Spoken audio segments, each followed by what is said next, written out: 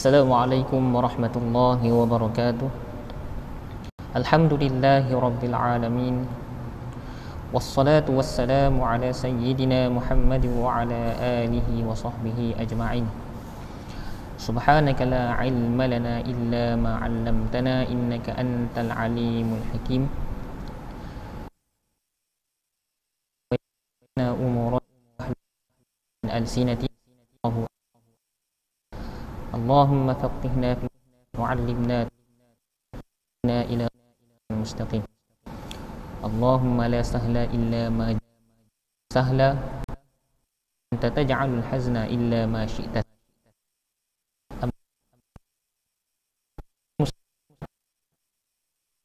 Yang dirahmati Allah Subhanahu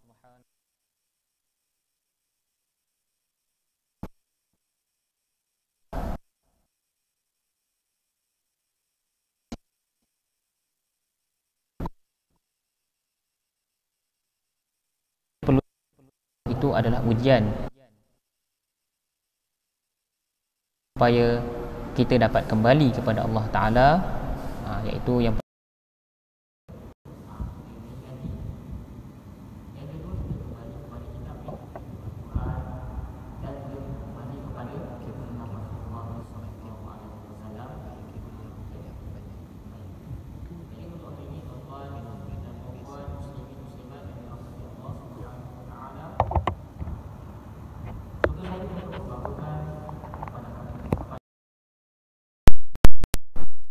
surah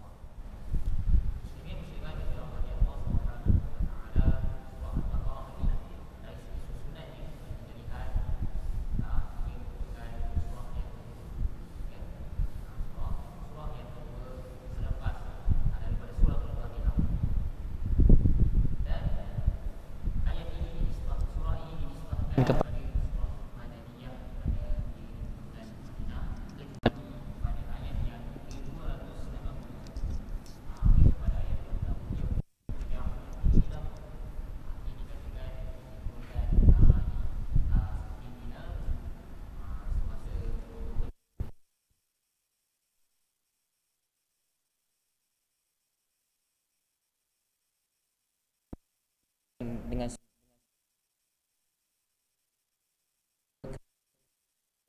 kandungannya mengisahkan, ada cerita yang mengisahkan tentang perihal seekor lembu. Bukan nak katakan lembu ni dijadikan pengajaran untuk kita, tetapi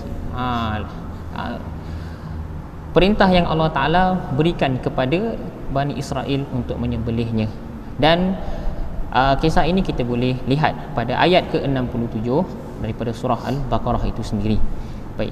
Adapun kelebihan dalam kita membaca surah ini banyak, ya, banyak. Dan surah ini disebutkan bahawa dia diberi gelaran sebagai Fustatul Quran. Ya, Fustat ni umpama macam kita kata kota ilmu, kota Al-Quran. Di dalamnya terdapat barang khazanah-khazanah yang sesiapa inginkan dia akan cari di situ. Baik. Nabi SAW bersabda, mengatakan bahawa la taj'alu buyutakum maqabir. Ini antara kelebihan lain. Dia kata jangan kamu jadikan rumah-rumah kamu seperti kubur. Kerana apa? Innasyaitana yanfiru minal baitil ladzi taqra'u fihi suratul Baqarah. Ya, surat Al-Baqarah. Dia kata sesungguhnya syaitan akan lari daripada rumah yang dibacakan padanya surah Al-Baqarah. Jadi surah Al-Baqarah ni boleh dijadikan pendinding, kan, pendinding. Atau kalau kita baca dalam rumah ni, dalam sesuatu rumah yang kita baru huni, kita baru duduk, maka kat situ insya-Allah maka kehidupan kita akan dipelihara oleh Allah Ta'ala daripada syaitan. Allahumma salli ala sayyidina Muhammad.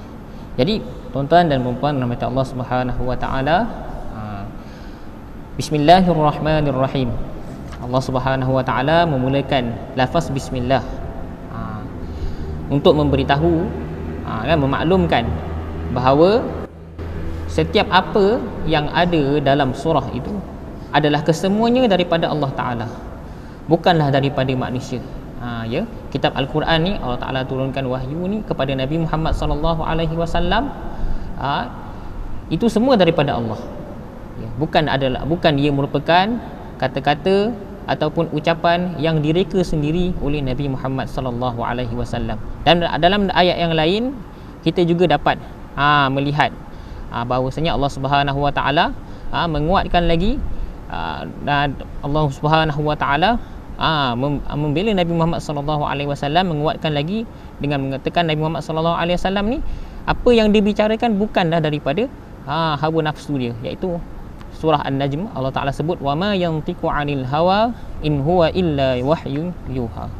Dan tidak apa yang dia tuturkan itu bukanlah daripada hawa nafsunya ataupun daripada apa yang dia keluar daripada akal fikirannya, tetapi itu semua adalah wahyu daripada Allah Ta'ala sendiri.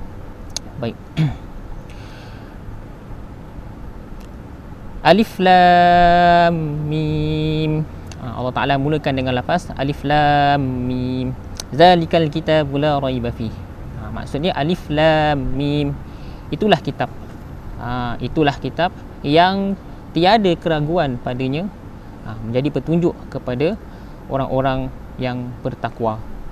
Muslimin muslimat yang dirahmati Allah Subhanahu wa taala, lafaz Alif Lam Mim ini kita melihat kepada hadis Nabi sallallahu alaihi wasallam. Alif Lam Mim ni adalah harful muqatta'ah disebut. Huruf yang disebut bukan dengan baris, tetapi kita sebut dengan ejaan dia, alif, lam dan juga mim. Huruf-huruf tersebut dengan zat huruf itu sendiri, tidak disebut dengan baris yang diadakan. Sebab itu kalau kita baca Al-Quran, lafaz bila jumpa lafaz Alif Lam Mim ni, anak-anak ni kita kena bila baca Quran ni kena ada berguru ni tuan-tuan. Baca Quran ni kena ada berguru. Kalau kita tak baca dengan berguru kan, boleh jadi huruf Alif Lam Mim kita akan sebut macam kalimah, daripada Alif Lam Mim jadi alamak pula nanti. Baik. Alif Lam Mim, sabda Nabi sallallahu alaihi wasallam. Jadi huruf muqatta'ah ni disebutkan Nabi sallallahu alaihi wasallam dalam satu hadis, man qara'a harfan min kitabillahi ta'ala falahu hasanah. Sesiapa yang membaca satu huruf daripada kitab Allah Taala iaitu Al-Quran ini, falahu hasanatun, maka dia akan memperolehi satu darjat, satu kebaikan. Yang mana satu kebaikan, wal hasanatu bi asyri amsalihha, dan satu kebaikan itu menyamai dengan 10 pahalanya. Ya. Kemudian Nabi SAW syarahkan, la aqulu alif lam mim harfun, dan tidak aku katakan alif lam mim itu harf, satu huruf, lakin akan tetapi alif harfun wa lamun harfun wa mim harfun. Jadi dikata alif lam mim ini semua adalah huruf yang terputus, disebut secara zat dia, bukan disebut dengan secara kalimah. Tetapi muslim muslimat yang dirahmati Allah Subhanahu wa taala, ada maksud Alif Lam Mim ini sendiri tidak diterjemahkan. Para ulama tidak menterjemahkan kalimah tersebut secara secara kalimah, tidak diterjemahkan secara kalimah. Ulama berpendapat bahawa yang paling masyhur pendapat ini mengatakan bahawa biarlah lafaz Alif Lam Mim ini diserahkan kepada Allah Subhanahu wa taala sendiri, kerana ia merupakan rahsia. Dan ada ulama menyebutkan bahawa huruf ini termasuk di antara ayat mutasyabihat, yang mana kehendaknya kita tidak tahu melainkan hanya Allah Subhanahu wa taala.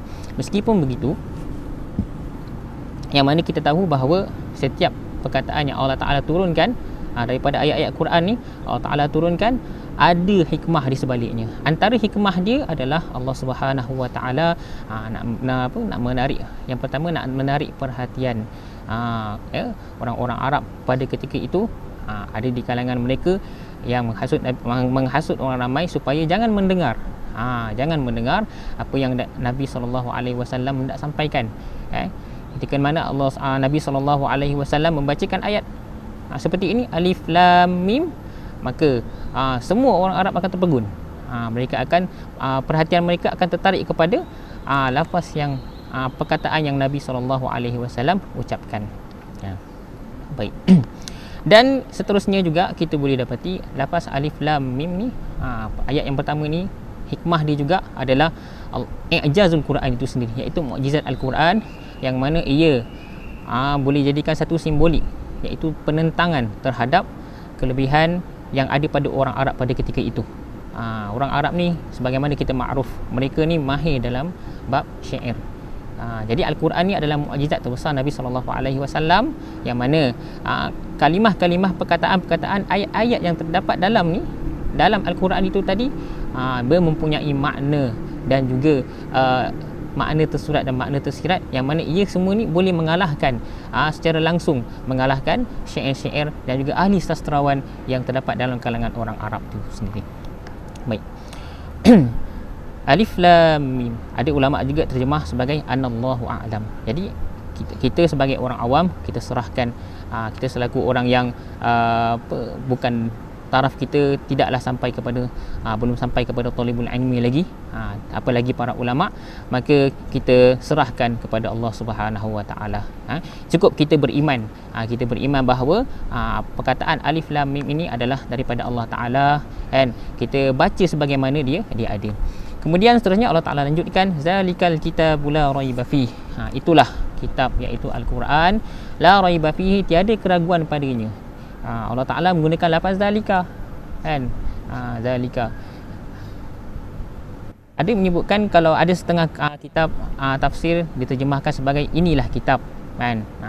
Tuan-tuan dan perempuan muslimin muslimat yang dirahmati Allah Subhanahu wa taala, dalam bahasa Arab, kan, lafaz ini dan lafaz itu, dalam bahasa Arab disebut zalika dan juga haza. Zalika makna itu, haza makna ini. Apa beza dua perkataan ni? Baik, lafaz haza biasanya kita, yang pertama, lafaz haza dan zalika ni disebutkan sebagai isim isyarah ataupun kita kata sebagai kata tunjuk. Beza antara dua ni adalah dengan kata, kalau kita kata ini adalah untuk benda yang dekat, kita nak tunjuk pada benda dekat. Ini telefon, dalam bahasa Arab dia haza hatif, dia kata haza hatifun. Dan kalau sekiranya benda yang jauh daripada kita, kita kata zalika hatif. Itu benda yang dekat dan juga benda yang jauh. Jadi apa yang nak saya sampaikan kat sini adalah dari sudut perhatian orang terhadap benda yang kita tunjuk. Kalau saya kata ini telefon, perhatian orang, tumpuan orang tu tadi tidak sehebat kepada berbanding dengan saya kata itu telefon. Ya. Jadi kat sini Allah Ta'ala menggunakan lafaz zalika ni tadi adalah untuk supaya manusia ni tadi beri tumpuan sepenuhnya kepada ni Al-Quran itu sendiri. Ataupun dengan kata lain juga, digunakan lafaz zalika ni tadi adalah nak menunjukkan bahawasanya Al-Quranul Karim ni tadi adalah satu kedudukannya sangat tinggi di sisi Allah Subhanahu Ta'ala. Itu dia dikatakan, bila kita baca terjemahannya disebut zalikal kitabul la raiba fi, itulah kitab, iaitu kitab Al-Quran, la raiba fi, tidak ada keraguan padanya, yang mana dia itu adalah di sisi datang daripada Allah Ta'ala, iaitu wahyu Allah Ta'ala, yang mana sekiranya kalau ada keraguan pada di sisi kamu, maka cuba kamu datangkan ayat seperti mana yang ayat pertama, iaitu alif lam mim. Cuba datangkan ayat sehebat ayat itu tadi, ataupun cuba kamu rungkaikan maksud alif lam mim tadi. Kalau sekiranya ada keraguan dalam diri kita semua, diri kamu, iaitu orang Arab pada masa itu. Baik, dan jika sekiranya kamu meyakini bahawasanya Al-Quran itu datang daripada Allah Ta'ala, terus kepada ayat pada kalimah selepas dia, hudal lil muttaqin, dan ia ni tadi secara langsung menjadi petunjuk kepada orang-orang yang bertakwa. Baik. Seterusnya Allah Subhanahu wa taala, jadi orang-orang yang bertakwa ni, apa maksud orang-orang yang bertakwa? Apa maksud takwa yang disebutkan di sini adalah baik.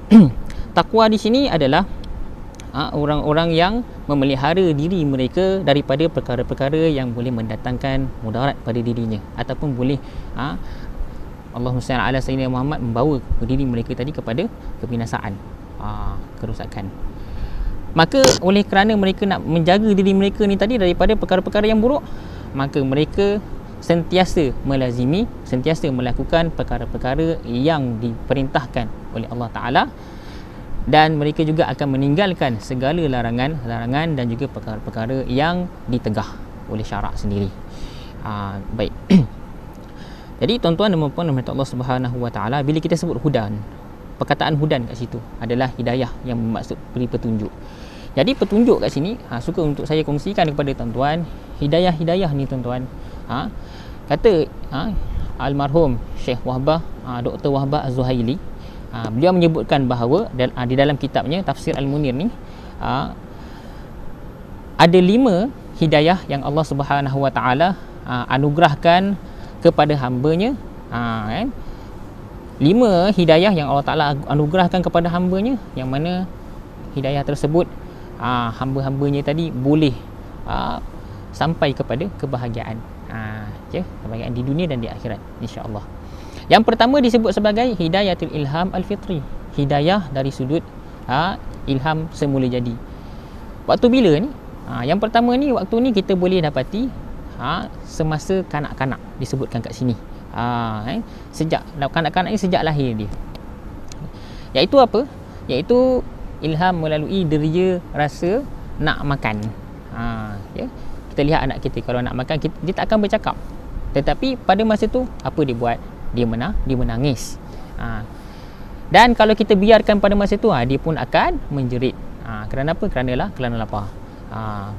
Jadi kalau bila kita tengok anak-anak kita ni, siapa yang ada anak kecil, anak baru lahir tu, kalau lapar, kalau dia menangis tu, itu tanda dia lapar. Mungkin juga waktu tu dia sakit, kan? Lebih lagi kalau pada waktu malam, itu macam-macam, kita kata macam-macam, kita punya kita kata macam-macam benda keluar daripada mulut kita, kan? Macam-macam kita fikirkan. Anak kita ni ada kata lapar le, kan? Lalu dia pergi makan. Yang ada mungkin kata anak sakit perut, kan? Padahal tak sakit perut, dia letak pula minyak angin, lagi menjerit anak tu, kan? Ada pula mengatakan bahawa yang lebih tu lagi, anak kena rasuk. Wallahu alam. Itu kadang-kadang kita melihat bahawa kanak-kanak ni dia tak mampu nak bercakap. Kalau dia mampu bercakap, dah lama dia cakap, dia bagi tahu kita apa yang dia rasa. Baik, yang kedua disebut sini hidayatul hawas, iaitu hidayah dari sudut petunjuk panca indera kita. Dia rasa panca indera yang 5 ni, yang mana kita ada deria melihat, kita ada deria mendengar, kita ada deria rasa, dan kita ada deria bau, dan seterusnya deria sentuhan. Yang ini boleh dilihat, hidayah ni tadi boleh dilihat kepada diberikan kepada manusia dan juga binatang. Dua-dua ni ada. Cuma beza antara dua ni adalah manusia, binatang ini tadi panca indera dia lebih, masa matang dia tu tadi lebih cepat berbanding dengan manusia. Kan? Lepas saja binatang tu dia lahir, selepas daripada beberapa bulan, kita lihat beliau binatang-binatang ni tadi, beliau pula, binatang-binatang ni tadi, dia dah usia dia makin cepat meningkat berbanding manusia. Kalau manusia, dia selang beberapa tahun, baru kita akan nampak deria rasa mereka akan jadi lebih matang secara berperingkat-peringkat. Yang ketiga disebut sini sebagai hidayatul aqli, hidayah akal. Hidayah akal ni disebutkan bahawa ia lebih tinggi daripada di asma, lebih tinggi daripada deria yang 2 sebelum ini. Iaitu deria akal ni tadi adalah untuk membezakan manusia gunakan, dan deria ini dah yang membezakan di antara manusia menggunakan untuk membezakan yang baik dan buruk. Dan akal ni juga adalah membezakan manusia itu sendiri daripada binatang. Ya. Allahumma salli ala sayyidina Muhammad. Bayangkanlah kalau kita ni sekadar ada panca indera sahaja, tetapi tidak digunakan kepada kita akal, sudah barang pastilah kita ni tadi, kita semua ni hidup ibarat ayam jantan. Ayam jantan, ya, ibarat binatang. Kalau yang lelaki ni macam ayam jantan. Ya, macam mana ayam jantan? Dikatakan ayam jantan ni waktu pagi kerja dia nak kahwin je, setiap pagi kahwin, setiap hari kahwin. Bayangkan kalau manusia hidup macam tu. Tapi alhamdulillah kita dikurniakan akal. Baik. Yang keempat disebutkan di sini adalah hidayatul din, iaitu hidayah agama. Ya, iaitu hidayah yang mana menyelamatkan kita daripada melakukan kesilapan, disebutkan di sini. Ya, dan juga sumber daripada hidayah ni jugalah mengelakkan kita daripada tidak tersesat. Bayangkan akal kita ni tuan-tuan dan puan-puan yang dirahmati Allah, akal kita ni terbatas. Tidak akan mampu untuk berfikir lebih daripada yang ada ni.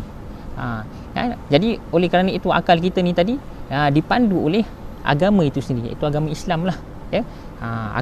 Agama ni tadi iaitu agama ni tadi akan memandu akal kita, mengawal akal kita ni tadi daripada memikirkan perkara yang salah. Sebab akal kita ni hanya memikirkan pada perkara yang logik, dia tak boleh pergi lebih daripada itu. Tapi datangnya agama untuk mengawal dia. Baik, dan yang terakhir sekali almarhum Syekh Wabah Zuhaili menyebutkan bahawa hidayah yang kelima adalah hidayatul ma'unah wat taufiq, iaitu hidayah memohon bantuan. Dan juga taufik untuk apa? Untuk kita meneruskan perjalanan, di samping tu kita mencari kebaikan, dan yang terakhir adalah kita menuju kepada kejayaan. Dan hidayah inilah yang sering kali kita mohon kepada Allah Ta'ala setiap kali kita mengerjakan sembahyang, tak kira sembahyang fardu ataupun sembahyang sunat.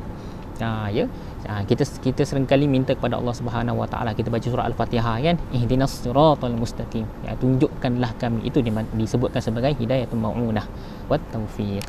Jadi tuan-tuan dan puan-puan rahmat Allah Subhanahu Wa Ta'ala, berbalik kepada surah ini tadi, hudan lil muttaqin, petunjuk bagi orang yang bertakwa itu adalah jadi Al-Quran ini sebagai bantuan. Dia yang kelima tadi itu, hidayatul ma'unah, dikira sebagai hidayatul ma'unah wa taufiq kepada orang-orang yang bertakwa, iaitu orang-orang yang menjaga diri dia daripada melakukan kesilapan dan sentiasa mematuhi perintah Allah Ta'ala. Seterusnya mereka orang yang mengambil manfaat dengan apa yang ada di dalam Al-Quran.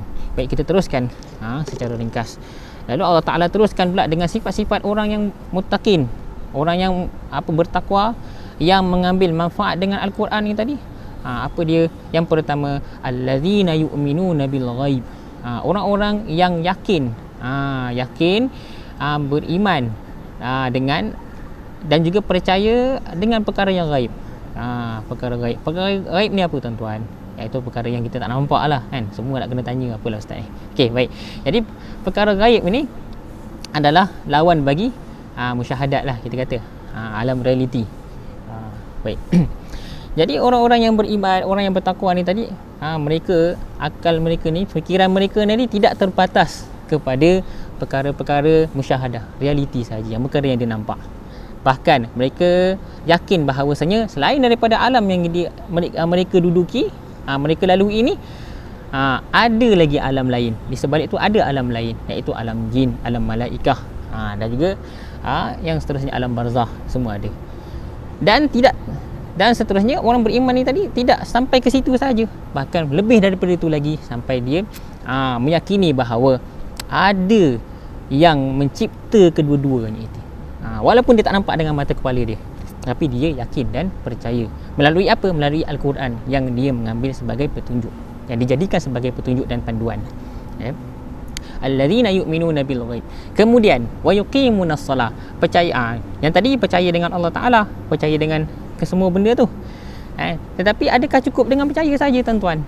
Kita kena faham, iman tidak boleh dilafaz dengan mulut sahaja. Tidak, bukan sahaja dilafaz dengan mulut kemudian dilaksanakan dengan tangan, tetapi mestilah dengan keyakinan, dengan hati. Baik, jadi untuk dilaksanakan, macam mana kita nak Allah Sayyidina Muhammad, bagaimana seseorang beriman tu dia meyakini, dia nak membuktikan bahawasanya dia yakin dengan kewujudan Allah Ta'ala, maka ketika itu dia melaksanakan solat. Wa yuqimunas shalah, mereka mendirikan solat. Solat lebih-lebih lagi solat fardu. Dia mendirikan solat yang jenis macam mana? Asal solat dah habis, solat je dah habis kan? Kita kata diri, tunduk, bangun balik, rukuk, sujud, macam tu ke tuan-tuan? Tidak.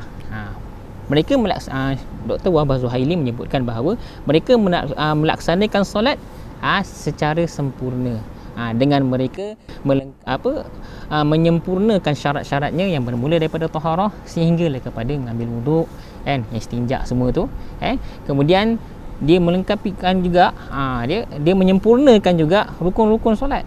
Rukun-rukun solat bermula daripada niat, takbiratul ihram dan diakhiri dengan salam. Dan mereka juga melaksanakan adab-adab ketika mana mereka nak mendirikan solat, dan yang paling penting khusyuk. Khusyuk. Jadi macam mana kita nak dapatkan khusyuk dalam solat, tuan-tuan yang dirahmati Allah Subhanahu Wa Taala? Yang pertama, kosongkan fikiran kita bila mana kita sembahyang, kosongkan fikiran kita daripada perkara-perkara luar. Kemudian bila kita dah angkat takbir, tuan-tuan, kita teliti bacaan kita, kemudian hayati maknanya, dan seterusnya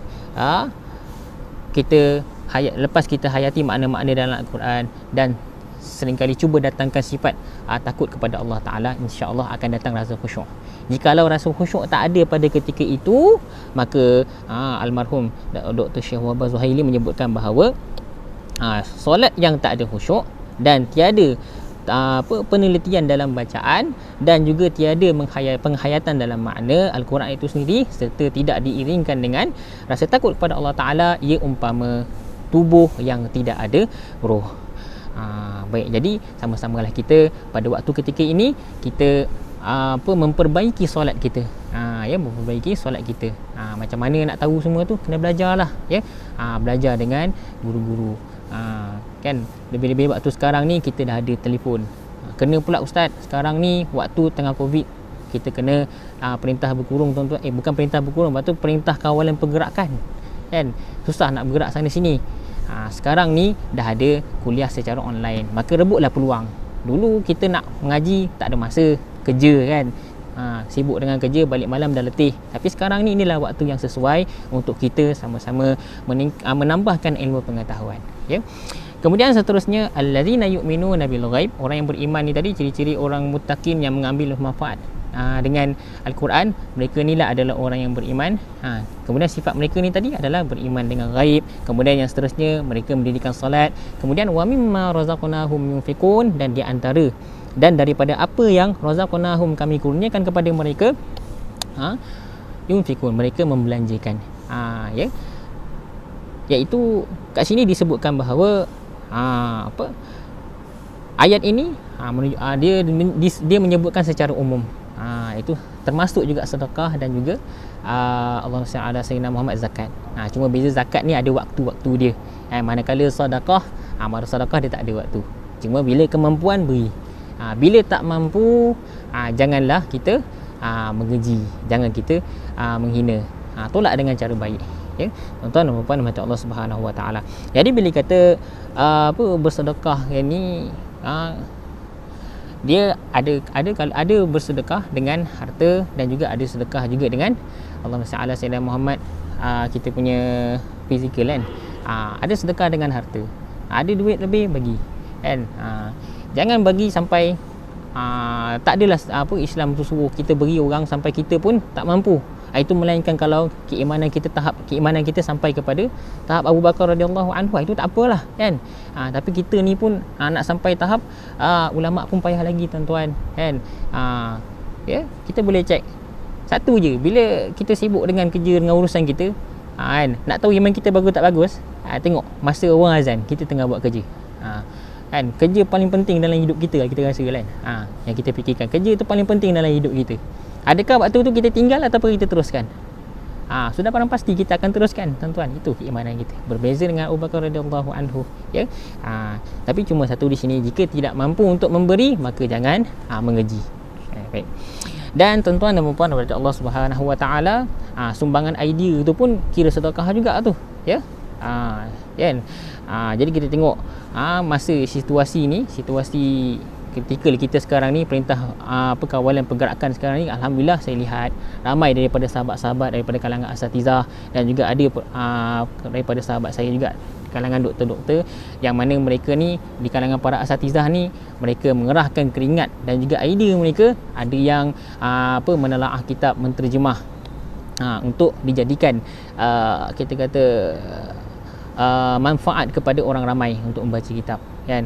Dan ada juga sahabat-sahabat saya yang doktor kan, di kalangan doktor, yang mana mereka mengerah tenaga siang malam untuk berusaha menyelamatkan saudara-saudara kita, sama ada daripada kalangan Islam ataupun bukan, supaya mereka, untuk memastikan mereka ni tadi sihat, tidak dicangkit selamat daripada virus COVID-19.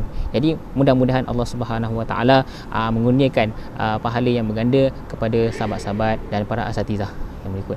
Dan ada juga yang menjadi kritik, pengkritik terbaik pun dia bagus juga. Kalau kritikan yang diberikan itu baik, boleh mendatangkan manfaat. Tetapi kalau kritikan itu hanya semata-mata perkara yang sia-sia, maka tidak jadi apalah, hanya sia-sia sahaja. Okay. Baik. Wa mimma razaqnahum yunfikun, dan apa yang kami nikmatkan, rezekikan kepada mereka, maka mereka membelanjakan harta. Baik. Dan yang seterusnya, ayat yang seterusnya, sifat orang mukmin ni tadi, walladzina yu'minuna bima unzila ilaika wama unzila min qablik, dan orang-orang yang beriman dengan apa yang diturunkan kepada engkau wahai Muhammad, Nabi Muhammad sallallahu alaihi wasallam, iaitu berupa al-Quran itu sendiri. Dan disebutkan juga apa yang beriman dengan apa yang diucapkan oleh Nabi sallallahu alaihi wasallam. Mungkin pada zaman Nabi sallallahu alaihi wasallam, apa yang Nabi sallallahu alaihi wasallam ucapkan ketika itu adalah Al-Quranul Karim, kan? Dan pada zaman kita ni tadi, apa yang termasuk juga apa yang Nabi sallallahu alaihi wasallam sampaikan, kan? Iaitu daripada hadis baginda. Al-Quran memanglah kita perlu percaya kerana ia di antara rukun iman, dan juga termasuk juga disebutkan dalam ni bahawa menurut tafsir yang lain, apa yang diucapkan oleh Nabi sallallahu alaihi wasallam itu juga perlu kita imani, kerana dia termasuk dalam beriman dengan para rasul, kan? Baik. Baik, kita juga Allahumma salli ala sayyidina Muhammad, bila kita sebut berkaitan dengan beriman dengan apa yang apa yang datang kepada Nabi sallallahu alaihi wasallam, kita teringat kisah kepada Sayyidina Abu Bakar radhiyallahu anhu, kan, ketika peristiwa Isra' dan Mi'raj. Bayangkan dalam kalangan Quraisy tadi, ketika mana orang kafir cuba untuk menyerang peribadi Rasulullah sallallahu alaihi wasallam, dengan cuba untuk mempermainkan baginda tentang kisah yang Nabi sallallahu alaihi wasallam sampaikan ini, kan? Mereka cuba mencari Sayyidina Abu Bakar untuk orang kata apa, untuk memperkuatkan lagi kata apa, cubaan mereka untuk memperlekikan Nabi sallallahu alaihi wasallam. Tetapi kita lihat apa yang Sayyidina Abu Bakar radhiyallahu anhu jawab. Dia kata, kalau perkara itulah yang Nabi sallallahu alaihi wasallam kata, yang beliau baginda katakan, maka aku tetap percaya. Maka selepas itu Sayyidina Abu Bakar radhiyallahu anhu cuba untuk pergi berjumpa dengan Rasulullah sallallahu alaihi wasallam. Dia bertanya kepada baginda, wahai Muhammad, betulkah apa yang diceritakan oleh orang Quraisy tentang pasal diri engkau pada waktu malam sebelum ini? Maka Nabi sallallahu alaihi wasallam menjawab, ya. Maka Sayyidina Abu Bakar radhiyallahu anhu tidak kata apa-apa. Maka Sayyidina Abu Bakar radhiyallahu anhu terus membenarkan apa yang disampaikan oleh Nabi sallallahu alaihi wasallam.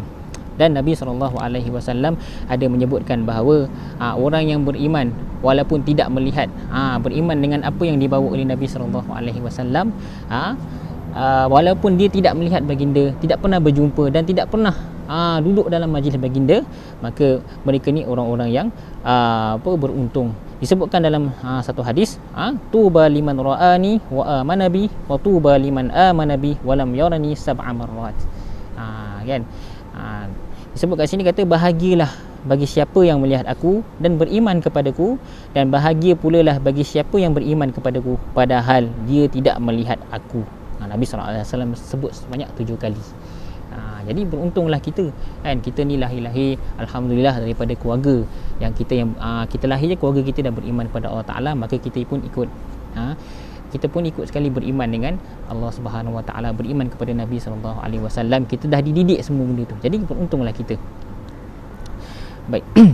Kemudian seterusnya, walladzina yu'minuna bima unzila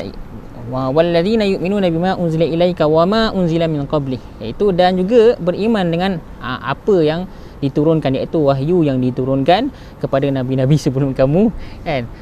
Iaitu berupa kitab. Itulah dimasukkan kat sini adalah kitab-kitab yang 4 tu. Itu kitab daripada Taurat, kemudian Zabur, Injil dan juga Al-Quran ini sendiri. Seterusnya disebutkan juga beberapa suhuf yang diturunkan oleh ada diturunkan kepada Nabi dan ada juga diturunkan kepada Nabi dan Rasul, ya. Baik. Allahumma salli ala sayyidina Muhammad. Jadi orang-orang yang bertakwa ni, mereka ni bukan sahaja beriman dengan apa yang diturunkan oleh Nabi Muhammad sallallahu alaihi wasallam, mereka beriman juga dengan yang sebelum ni. Apa tujuan disampaikan sebenarnya ayat ni tadi? Kenapa disebutkan sebegini? Dia kena lihat ayat ni Allah Taala turunkan di Madinah, dan di Madinah tu di Madinah, kota Madinah pada ketika itu ada 3 golongan. Ada golongan munafik, yang pertama golongan muslim. Disebutkan situ kaum Aus dan Khazraj. Kaum Ansar, maafkan saya, kaum Ansar yang mereka membantu Nabi sallallahu alaihi wasallam dari segenap dari semua sudut. Mereka bantu Nabi sallallahu alaihi wasallam. Yang kedua ada golongan Yahudi, orang kafir daripada golongan Yahudi ni. Dan yang ketiga ada golongan munafik. Ya. Baik.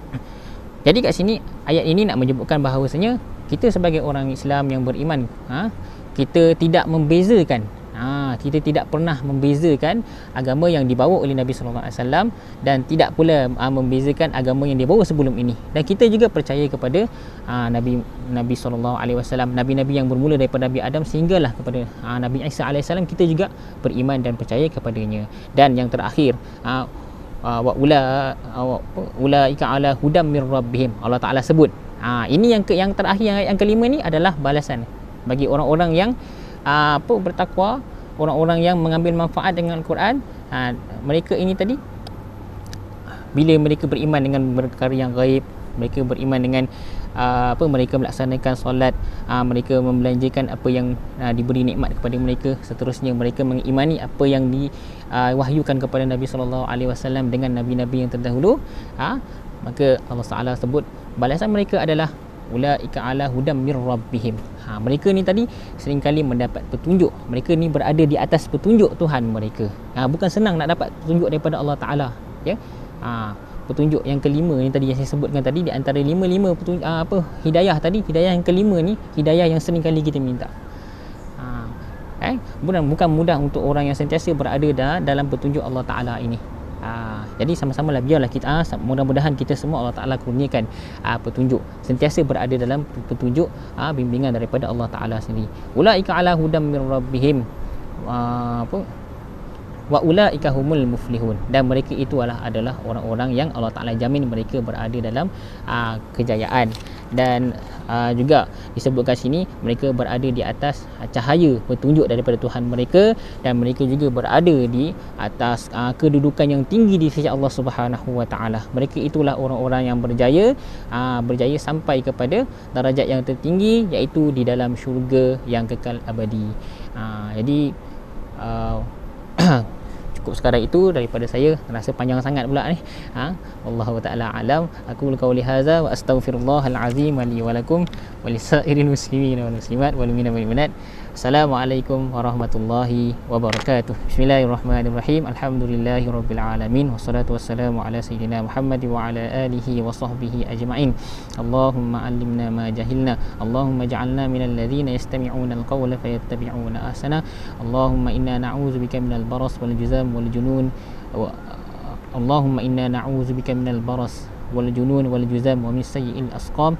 اللهم يا دافع البلاء يا الله، يا دافع البلاء يا رحيم، ادفع عنا كل بلاء الدنيا والغلاء الآخرة وشر الدنيا وشر الآخرة. غفر الله لنا ولكم برحمتك يا أرحم الراحمين. وصلى الله على سيدنا محمد وعلى آله وصحبه وسلم والحمد لله رب العالمين.